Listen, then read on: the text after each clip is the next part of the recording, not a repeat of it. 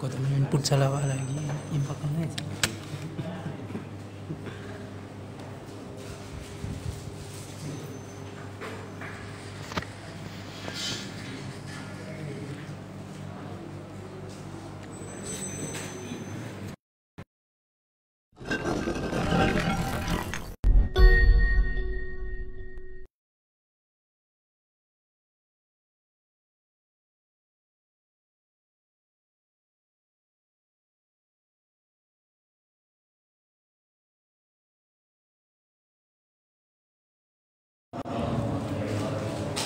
إن الحمد لله نحمده ونستعينه ونستغفره ونعوذ بالله من شرور أنفسنا ومن سيئات أعمالنا من يهده الله فلا مضل له ومن يضلله فلا هادي له أشهد أن لا إله إلا الله وحده لا شريك له وأشهد أن محمدا عبده ورسوله لا نبي ولا رسول بعده قال الله في القرآن الكريم أيها الذين آمنوا اتقوا الله حق تقاته ولا تموتن إلا وأنتم مسلمون فقال النبي صلى الله عليه وسلم إنما الأعمال بالنيات.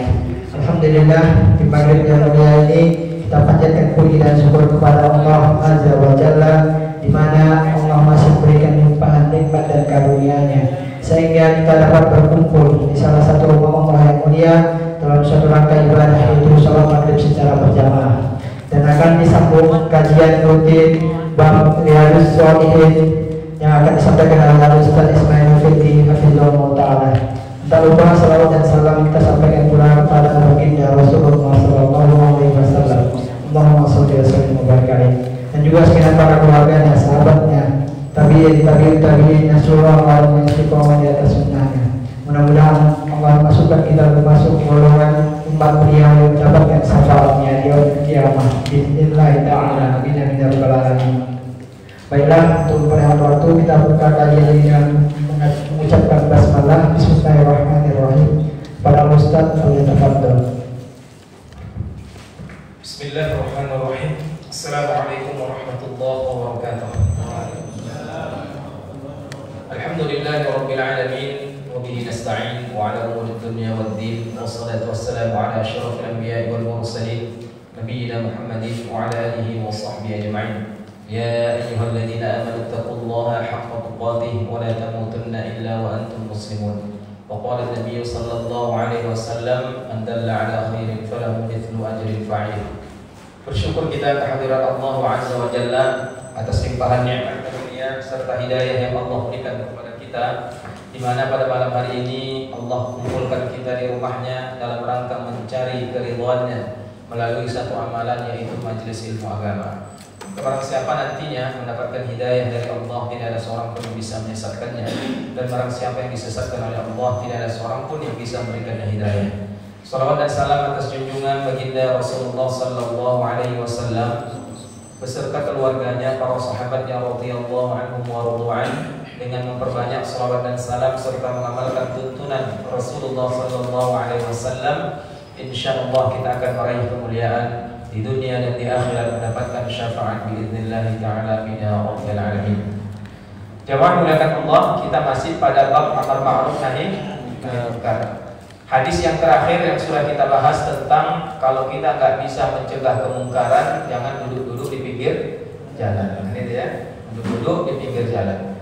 Sekarang kita masuk kepada hadis berikutnya, yaitu 196 dari sahabat Ibnu Abbas, anna Rasulullah sallallahu alaihi wasallam ra'a khataman min dhahabin fi yadi rajulin.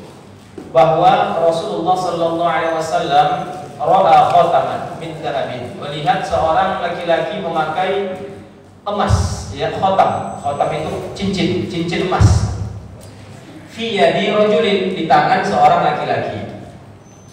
Fanaza'ahu fatarahahu, maka beliau langsung mencabut cincin tadi dan melemparkannya. Jadi Nabi cabut cincin tadi dan Nabi lemparkan. Wa qala ya'madu ahadukum ila jamratin min narin fayaj'alha fi yadihi.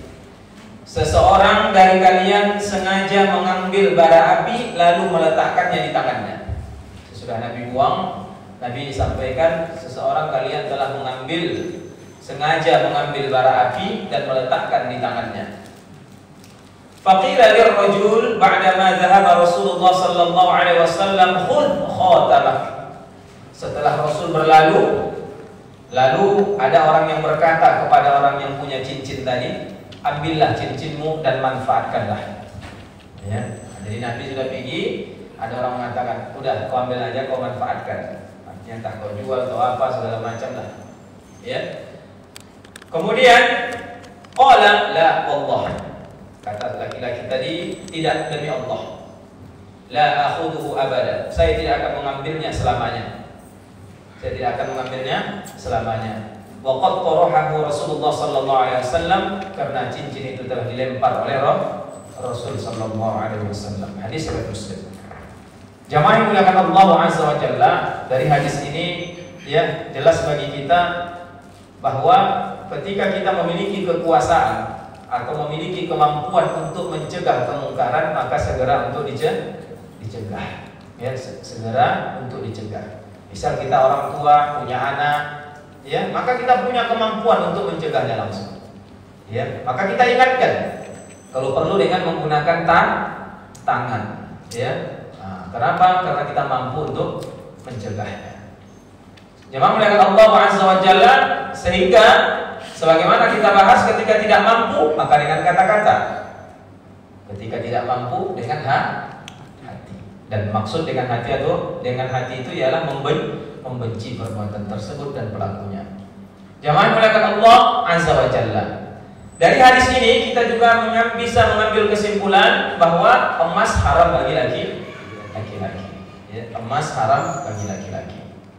Kecuali tidak ada cara lain, ya, untuk menutupi aibnya kecuali dengan emas. Seperti salah seorang sahabat yang putus hidungnya, kemudian disepuh dengan emas, pelapis hidungnya jadinya emas. Supaya apa? Supaya tahan lama. Nah, hal seperti ini dibolehkan. Ya, yang memuliakan Allah Azza wa Jalla, karena sifatnya bukan untuk perhiasan. Ya, sifatnya bukan untuk perhiasan. Kalau ada selain emas itu lebih baik. Kalau ada selain emas yang bisa tahan lama, ya, tiba-tiba ya ditabrak sepeda, patah giginya semua, nah, digantinya sama emas misalkan. Ya. Kalau ada selain emas itu lebih baik. Tapi kalau kata dokter ini yang cocok, nggak apa-apa dipakai. Nah, tapi orang seperti ini selalu diintai orang biasanya. Apalagi tidur ya. Siap-siap lah. Mama sonyong di mama semua ya, apa nggak diintai orang? Tidur habis, bangun tidur dan dah hilang gigi. Ya, jemaah muliakan Allah Azza wa Jalla. Jadi ini larangan bagi laki-laki. Ya, larangan bagi laki-laki. Bagi perempuan boleh dia pakai emas, ya, boleh. Dari sisi kesehatan ternyata masya Allah ya, nanti bisa di-searching nanti penelitian ya, bahwa kalau laki-laki pakai emas itu ada zat-zat di badan kita ini ya yang akan dikuras oleh emas tadi. Berbeda dengan wanita ya.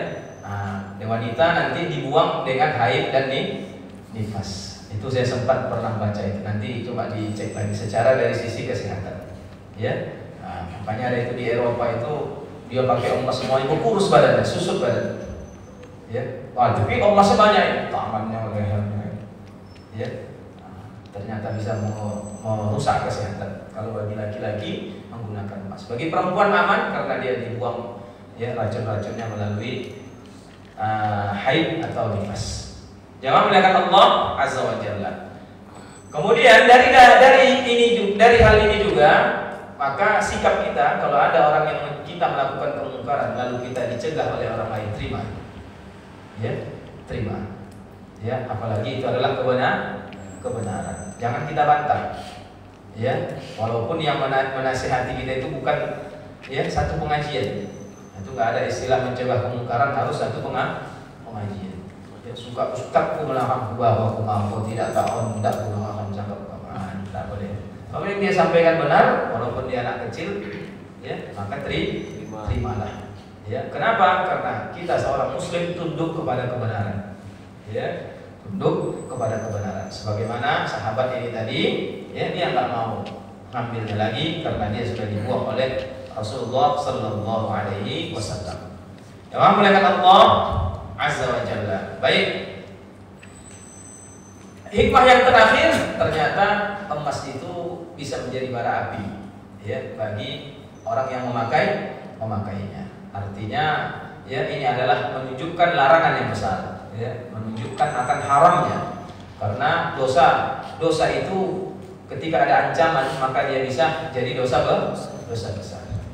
Kata Nabi Sallallahu Alaihi Wasallam, ada seseorang yang mengambil bara api lalu meletakkan bara api itu di tangannya. Ya. Ini menunjukkan suatu peringatan kepada kita laki-laki, ya, jangan sampai kita memakai emas, apalagi mati ada emas pula di badan kita, ya, di leher kita, di telinga kita, di tangan kita, ya. Ini harus kita hindari. Bagi laki-laki boleh pakai cincin, boleh, tapi perak, ya. Sebagaimana Rasulullah SAW, kata sahabat Anas, khotamuhu, cincin Nabi SAW dari perak, ya, terbuat dari perak, ya, min fiddatin, ya, dari perak. Boleh pakai batu, boleh, ya. Kata sahabat Anas, wa kana fassuhu habasyiyah, batu cincin Nabi berasal dari Habasyah, ya, dari Habasyah. Kemudian ada larangan memakai cincin di dua jari, telunjuk dan jari tengah, ya, jari tengah. Adapun Rasul memakai cincin di jari kelingking. Tapi kata para ulama jari manis juga boleh, ya, karena yang dilarang ini dua jari, jadi telunjuk sama jari tengah. Dan larangan ini bukan haram, ya, tapi bersifat makruh, tidak disukai. Jemaah muliakan Allah Azza wa Jalla, kanan atau kiri ikhtilaf, ya. Ada yang mengatakan kanan lebih utama, ada yang mengatakan kiri, ya. Nah, jadi jemaah muliakan Allah Azza wa Jalla, jadi Rasulullah juga pakai cincin. Jadi kalau ada kawan kita pakai cincin, jangan kita katakan dia tasabuh dengan perempuan, tidak, ya. Karena, ya, jika dia pakai perak maka dibolehkan. Jemaah yang dimuliakan Allah Azza wa Jalla. Hadis berikutnya 197 dari Abu Sa'id, ya, dari Abu Sa'id Al-Hasan Al-Basri, anna Aidha ibn Amr dakhala ala Ubaidillah bin Ziyad, bahwa Aid bin Amr radhiyallahu anhu masuk ke rumah Ubaidillah bin Ziyad. Faqala, lalu Aid tadi berkata, ya, ai bunayya inni sami'tu Rasulullah sallallahu alaihi wasallam yaqul, wahai putraku, sesungguhnya aku mendengar Rasulullah sallallahu alaihi wasallam bersabda, inna syarrar ri'a al-hutamah, sesungguhnya sejelek-jelek pemimpin, seburuk-buruk pemimpin ialah yang kejam terhadap rakyatnya, ya, yang kejam terhadap rakyatnya. Al-hutamah secara bahasa maknanya adalah orang yang keras, ya, dalam mengurus unta, ketika mengiring, memberi minum maupun menghalau unta-untanya. Dia sering berbuat kasar dan sewenang-wenang, ya. Ini diumpamakan hutamah ini seperti itu. Jadi dia syarrul ri'a, seburuk-buruk pemimpin adalah orang yang keras terhadap rakyatnya, kejam, ya, terhadap rakyatnya, zalim terhadap rakyatnya. Fa iyyaka an takuna minhum, maka janganlah kamu termasuk dari mereka. Faqala lahu, maka Ubaidillah berkata kepadanya, ya, kepada Aid tadi. Faqala lahu ijlis fa innama anta min nukhalati ashabi Muhammad. Duduklah, sesungguhnya engkau hanyalah termasuk kalangan, ya, yang rendah di antara para sahabat.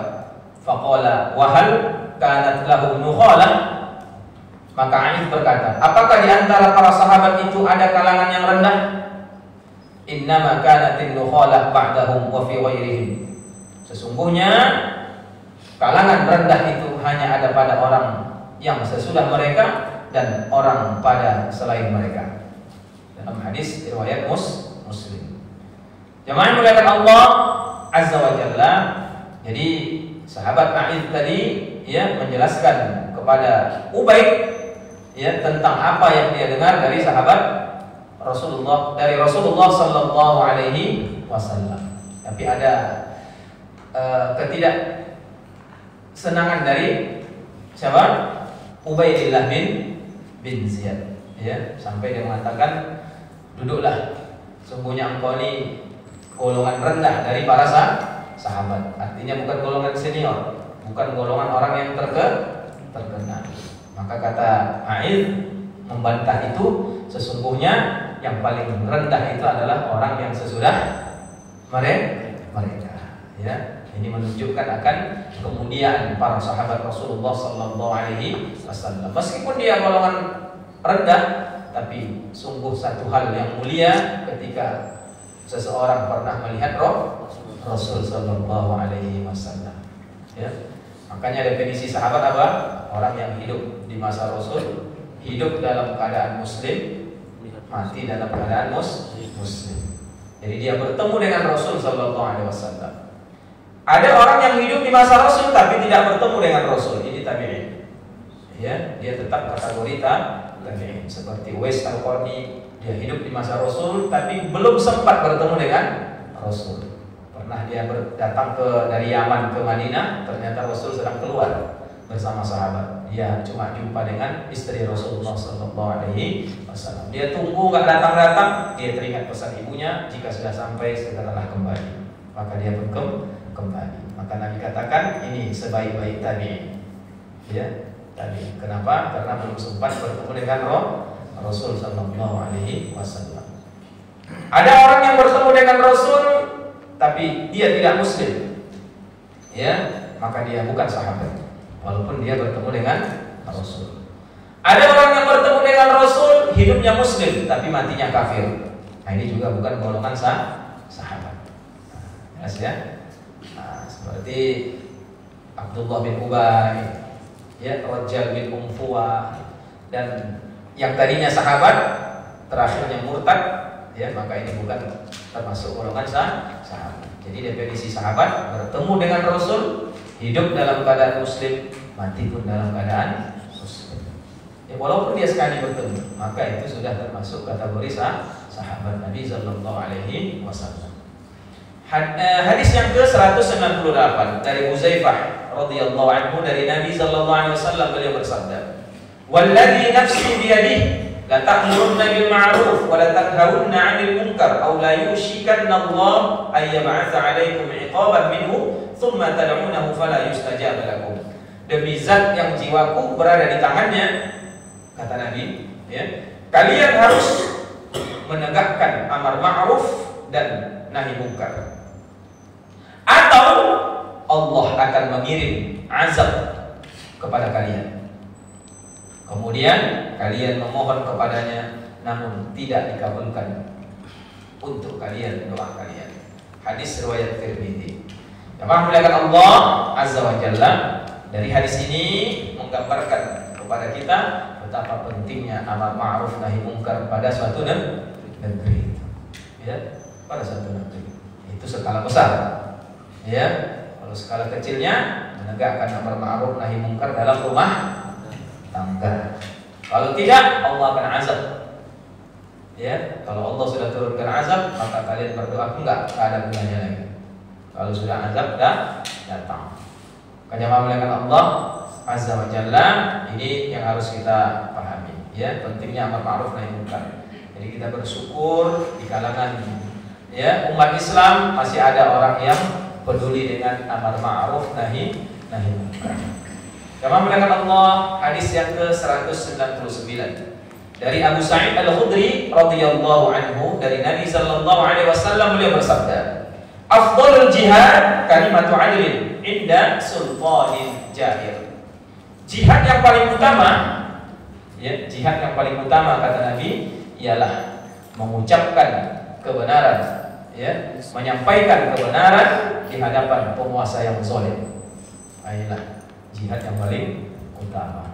Wah, yang Allah Azza wa Jalla. Jadi kalau ada orang yang, ya, menghadapi pemimpin lalu dia sampaikan kebenaran dengan apa adanya, ya, maka ini bukan khawarij, ya, bukan khawarij.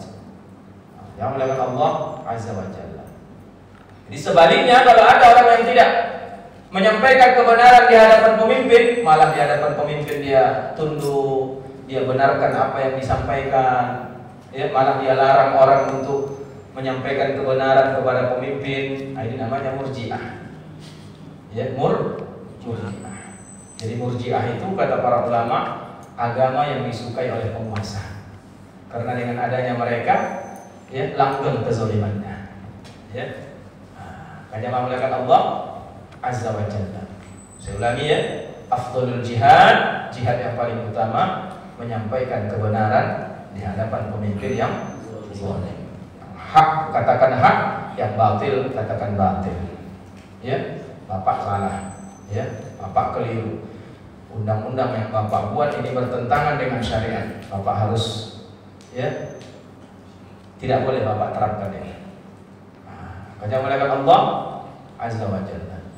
Jadi ini yang harus kita paham. Kalau kita buka sejarah, banyak sekali perlawanan para ulama terhadap penguasa-penguasa yang zalim. Ketika penguasa tadi mengeluarkan satu keputusan yang bertentangan dengan syariat. Maka kita dapati, silahkan buka sejarah, Imam Hanafi, Imam Syafi'i, Imam Malik. Ini rata-rata dikejar sama penguasa-penguasa pada saat, termasuk Imam Ahmad bin Hanbal, termasuk Syekhul Islam Ibnu Taimiyah, lama-lama di penjara. Ya. Kenapa? Cuma menyampaikan kebenaran. Ya. Cuma menyampaikan bahwasanya ini bertentangan dengan syariat. Tak pernah mereka membenarkan apa yang disampaikan. Nanti silahkan ya, mulai hari ini kita belajar sejarah-sejarah, ya, para salafus saleh. Bagaimana kehidupan mereka? Ya, sampai Imam Hasan Al-Basri itu mendoakan Al-Hajjaj itu, ya, kebinasaan kepada dia. 3 hari sesudah didoakan mati kawan itu. Ya, apa kata Hajjaj? Ini karena doanya Hasan Al-Basri, makanya aku seperti ini. Ya. Banyak melihat Allah Azza wa Jalla. Karena kita tahu ya, sejarah Hajjaj itu zalimnya luar biasa, membunuhi orang, membunuhi sahabat-sahabat, banyak dibunuh. Ya. Kita melihat Allah Azza wa Jalla. Ini yang harus kita paham. Termasuk Imam An-Nawawi, Al-Izz bin Abdissalam, sampai hijrah dari Suriah dari Syam ke Mesir. Di Mesir juga lagi disuruh, ya, untuk membenarkan keputusan penguasa, dia nggak mau. Akhirnya diusir dari Mesir. Ketika dia diusir, seluruh rakyat Mesir ikut sama dia. Ya, ikut sama dia. Datanglah penasihat raja tadi, mak raja gawat ini. Kalau sempat seluruh rakyat Mesir keluar ini, siapa rakyat nanti? Akhirnya dipujuklah Izz bin Abdissalam untuk kembali. Jadi banyak kisah-kisah seperti itu. Kalau melihat Allah Azza wa Jalla, apalagi kalau kita buka Al-Quran, ya, tidak ada kita lihat kehidupan para nabi itu dalam Al-Quran yang tidak berhadapan dengan penguasa. Ya, makanya dalam Quran itu yang paling banyak kisahnya Nabi Musa alaihissalam. Ya, Fir'aun. Ya. Kisah Nabi Ibrahim, adalah bapaknya tauhid. Ya. Jadi yang menggunakan Allah Azza wa Jalla. Kisah siapa lagi? Kisah Nabi Muhammad. Nah, jelas ya.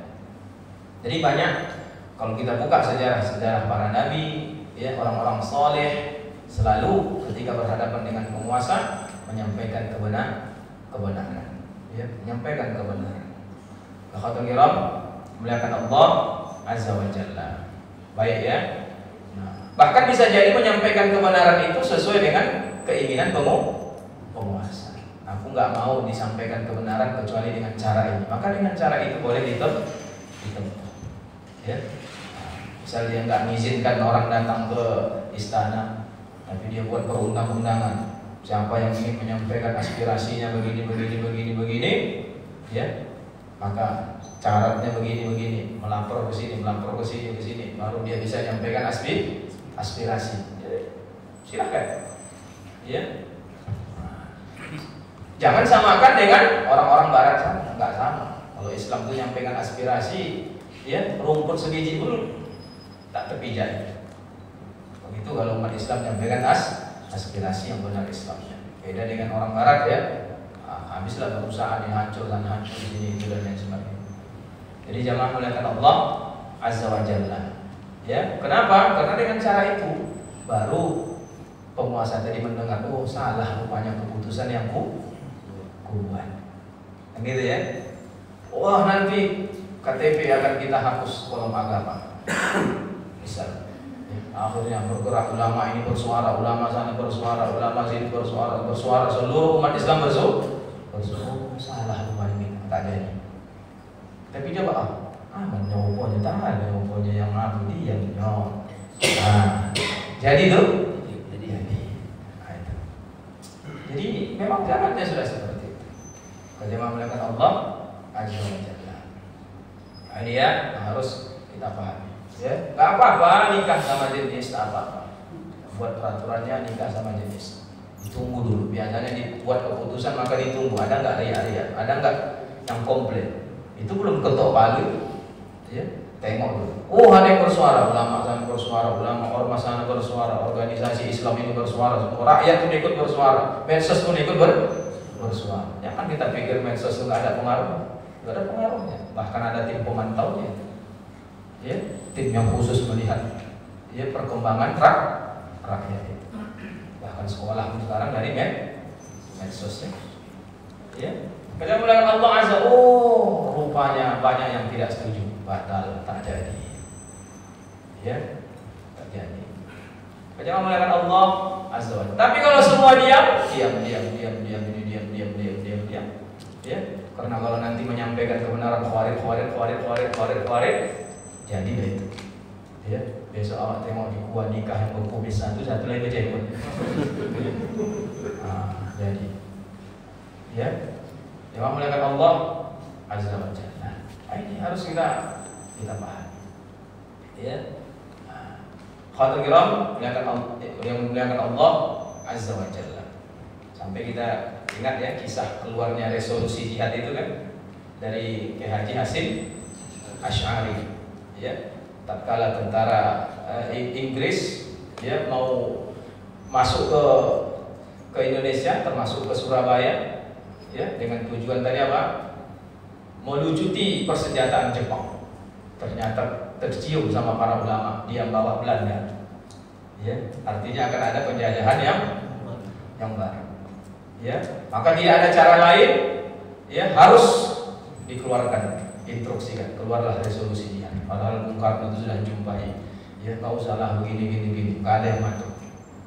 Ya, sehingga Bung Tomo pun meneriakkan takbir untuk melawan, ya sampai Surabaya itu jadi kobaran api selama 4 atau 5 hari. Dan satu-satunya jenderal Inggris mati di sana, ya. Siapa namanya? Malagi, ya. Yang memuliakan Allah Azza wa Jalla. Padahal sudah ada, udahlah tak apa-apa. Ya, presiden sudah membolehkan. Ya, tapi ulama pada saat itu melawan. Keluar resolusinya. Ya, sehingga banyak santri-santri keluaran dari barat, dari pesantren-pesantren. Ya, ulama-ulama ikut terjun, termasuk Bung Tomo, dia seorang wartawan, tapi dia menggerakkan dengan seruan Allahu Akbar. Penyembah memuliakan Allah Azza wa Jalla. Ternyata benar, ya mereka membawa penjajahan. Kalau tidak ada resolusi itu, maka Indonesia pun ya masih akan terjajah. Penyembah memuliakan Allah Azza wa Jalla. Ini sejarah ya. Makanya sejarah para ulama di Indonesia itu luar biasa. Ya, umat Islam itu luar biasa. Perjuangannya di dalam menegakkan amar ma'ruf nahi munkar. Ya. Menegakkan amar ma'ruf nahi munkar sampai Buya Hamka penjara, ya, dan banyak tokoh-tokoh pada saat itu yang dipenjarakan. Memang memuliakan Allah Azza wa Jalla. Baik, kita lanjut. Ini ya, di jihad yang paling utama menyampaikan kebenaran di hadapan penguasa yang zalim. Maka jangan jual agamamu, kata Ustaz Farid Ubah. Jangan jual ilmumu kepada penguasa. Ya, jangan jual ilmumu karena ingin mendekati orang-orang kaya. Ya, itu nasihat Ustaz Farid Ubah. Ya, bahkan di medsos dia ceramah di hadapan orang-orang yang ada di gontor. Ya, itu nasihat.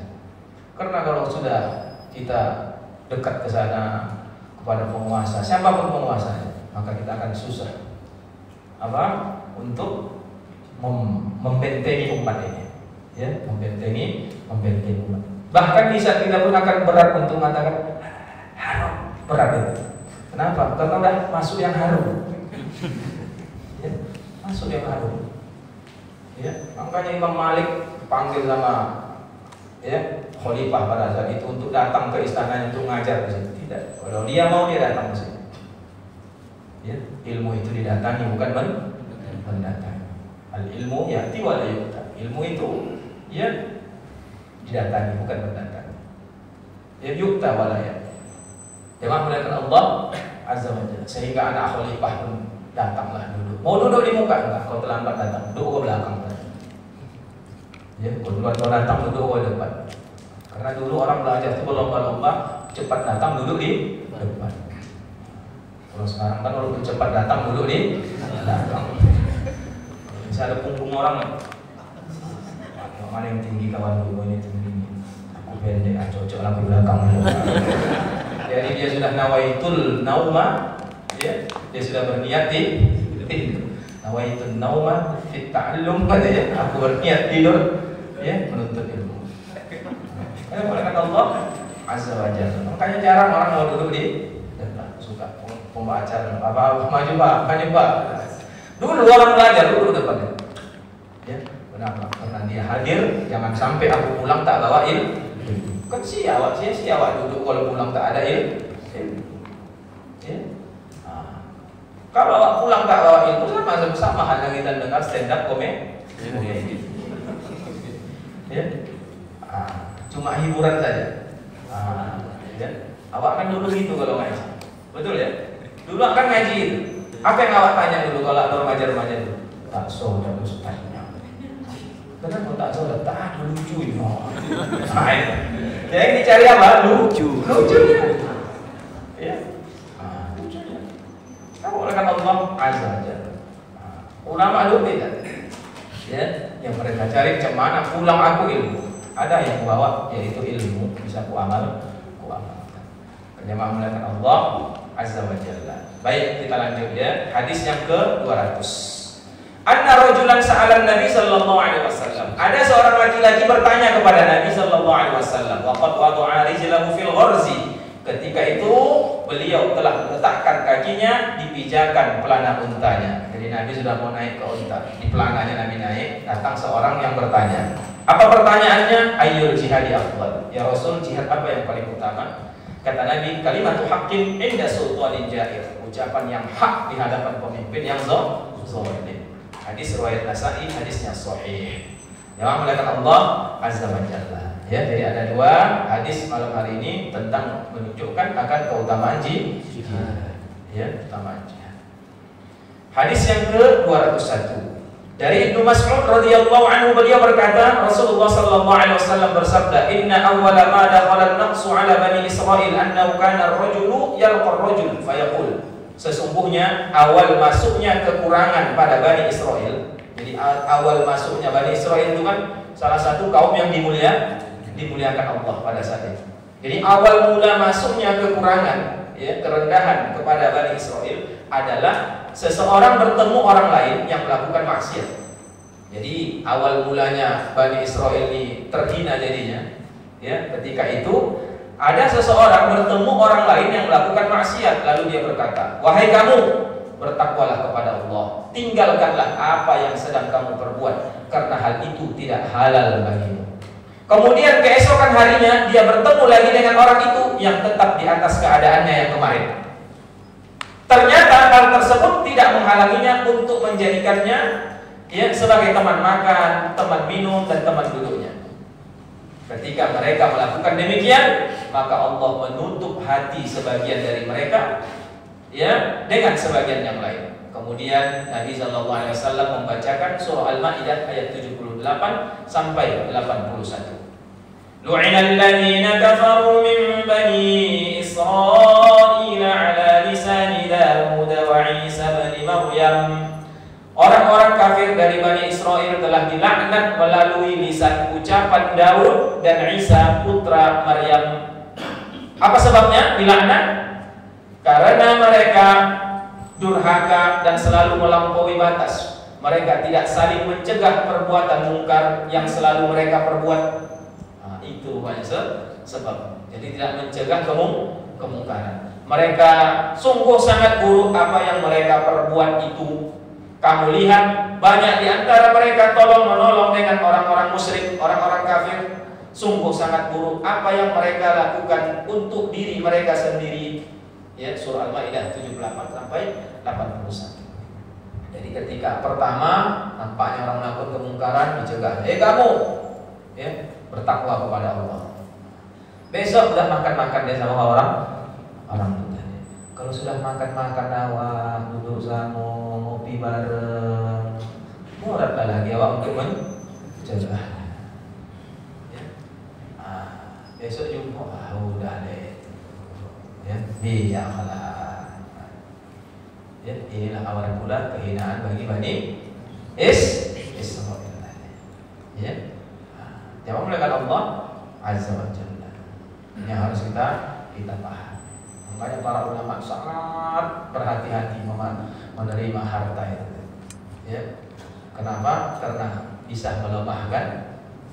Ya, amar ma'ruf nahi munkar. Ya, amar ma'ruf. Jangan melakukan Allah Azza wa Jalla. Baik. Kemudian beliau bersabda, sungguh demi Allah, kalian harus benar-benar memerintahkan yang ma'ruf dan mencegah yang munkar, menahan tangan orang yang zalim dan mengembalikannya ke jalan yang benar, serta menahannya pada yang benar. Atau Allah akan menutup hati sebagian dari kalian dengan sebagian lain, kemudian melaknat kalian sebagaimana Dia telah melaknat Bani Israil. Hadis riwayat Abu Dawud, Tirmizi, hadis hasan. Jemaah melakukan Allah Azza wa Jalla. Ini adalah redaksi Abu Dawud, sedangkan redaksi Tirmizi, Rasulullah SAW bersabda, "Lamma waqa'at Banu Israil." Kalau tadi hadis yang dikeluarkan oleh Imam Abu Dawud, ini hadis yang dikeluarkan Imam Tirmizi, hampir sama isinya. Ketika Bani Israil terjerumus dalam berbagai maksiat, ulama mereka melarang mereka. Tetapi mereka tetap tidak berhenti. Kemudian para ulama itu ikut duduk di majelis mereka. Ya, ikut duduk majelis mereka, makan bersama mereka, minum bersama mereka. Maka Allah pun menutup masing-masing hati mereka. Maksud menutup hati itu enggak lagi bisa mengeluarkan amar ma'ruf nahi munkar, dan melaknat mereka melalui lisan Nabi Daud dan Nabi Isa putra Maryam. Hal itu disebabkan oleh kedurhakaan mereka dan mereka selalu melampaui batas. Rasulullah yang tadinya bersandar kemudian duduk dan bersabda, "Tidak, demi zat yang jiwaku ada di tangannya, kamu harus membelokkan mereka kembali kepada yang hak." Artinya kalau ada kalian jumpai orang seperti itu, kalianlah yang harus merubahnya, jangan kalian pula yang berubah. Paham ya? Jangan awak yang berubah. Bagaimana? Dia yang berubah. Ya. Makanya dulu kata Ustadz Murad itu ya, di masa Syekhul Islam itu, kalau ada orang yang nggak sholat, undang makan, itu mereka nggak datang. Itu di masa kuat-kuatnya Islam. Sehingga orang nggak sholat tadi sadar ya. Oh, mungkin karena aku jarang ke masjid ya. Mungkin karena aku jarang sholat. Tak ada orang datang. Besok sholat ya, berubah. Ya. Tapi kalau dia nggak sholat, dia undang makan, kita hadir yang soleh-soleh pula datang. Maka dia merasa nanti bodoh kau jauh di mana. Ya. Buktinya ada tukang doa datang, ada tukang ini datang, ada tukang ini datang. Ya. Jadi yang melakukan Allah Azza wa Jalla. Ini yang harus kita pahami dulu ya, sampai seperti itu.